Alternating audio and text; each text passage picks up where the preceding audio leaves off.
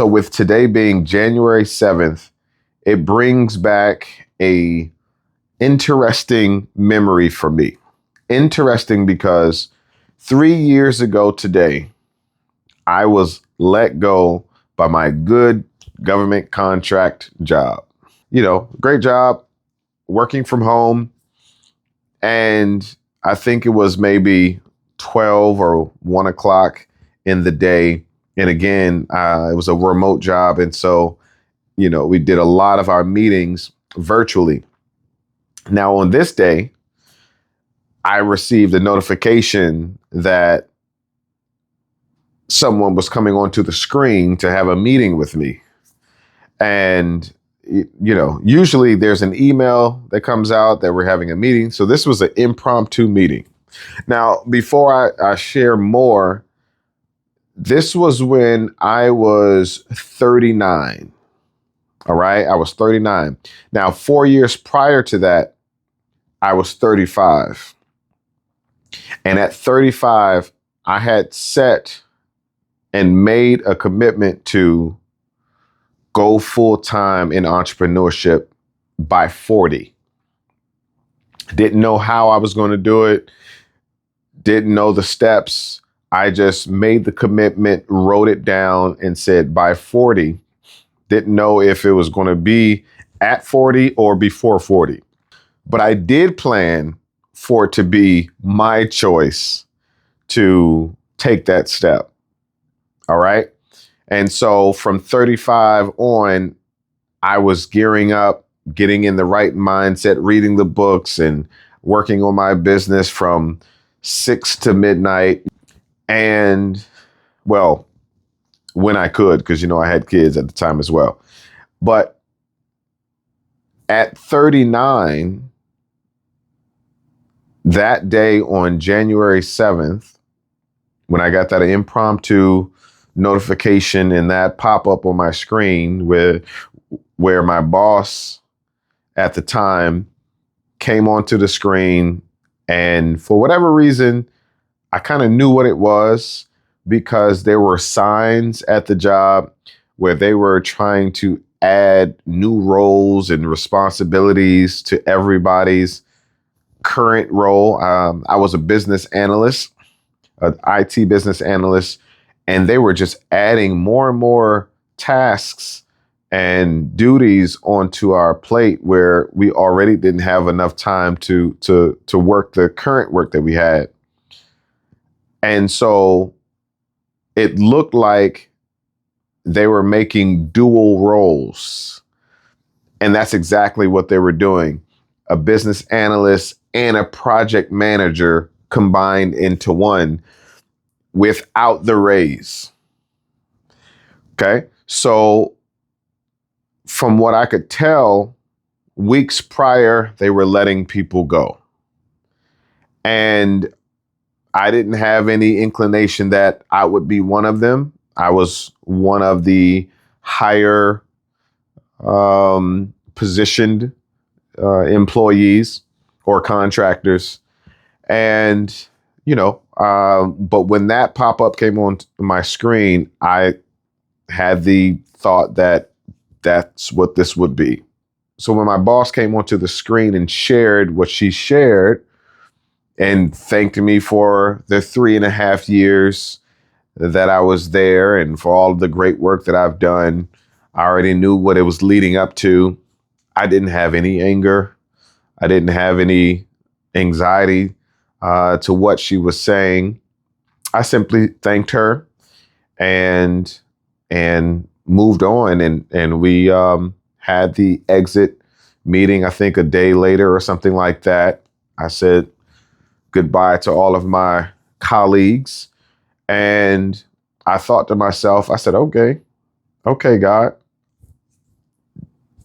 I feel you're saying it is time now, right? You saw the preparation and the work that I was doing, and the business has started to grow and to develop.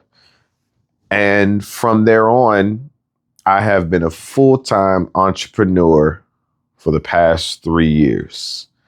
And I think I will celebrate this day, not in a moratorium of, what took place, but more of a celebration that God gave me that nudge to say, this is time.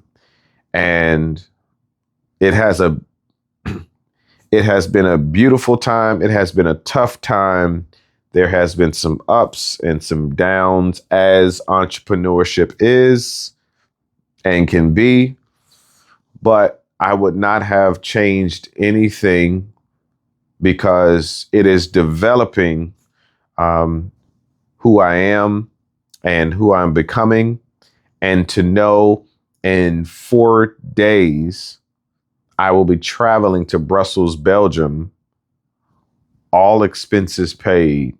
And that was one of my goals, is to develop the brand and the personal brand, develop the business to where I and the Poet Life could be trusted, to where myself and the brand could be sought after to travel to another country to add value to an organization and a company.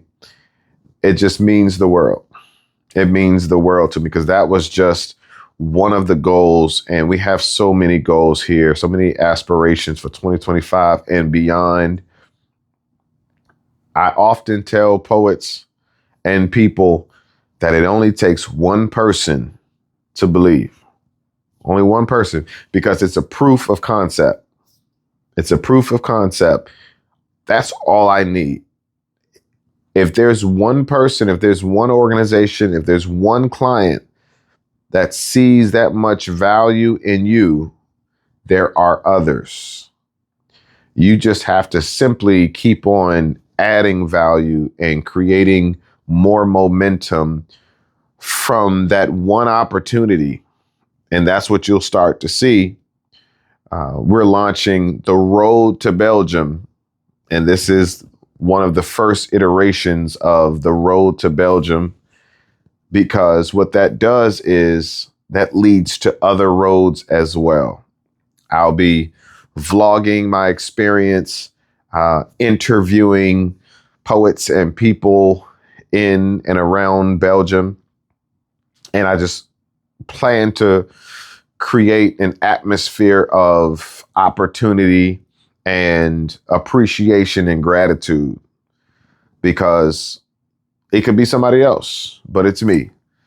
And so grateful, grateful to those who see the value in myself and the Poet Life. But I'm more so grateful to God for the steps that He has ordered and all of the plans that He has for my life and the Poet Life. So look forward to all of the content and experiences from Belgium. This will be the first of many opportunities where we will be traveling the world, connecting with poets, teaching poets around the world how to create a career with their poetry. It starts with making that transformation from person who writes poetry to a business owner that offers poetry as a service. All right. My name is Christoph Jenkins. I'm founder and creator of The Poet Life. This is, I believe, a vlog. I think number 2. All right. So go check out all of the cool videos that we have on our YouTube channel, our podcast, the Poetry Business Podcast, the show that we have on our YouTube channel called Poet Life Unscripted. We have a lot going on. So stay connected, subscribe, but also join the network. Go to poetrybusinessnetwork.com.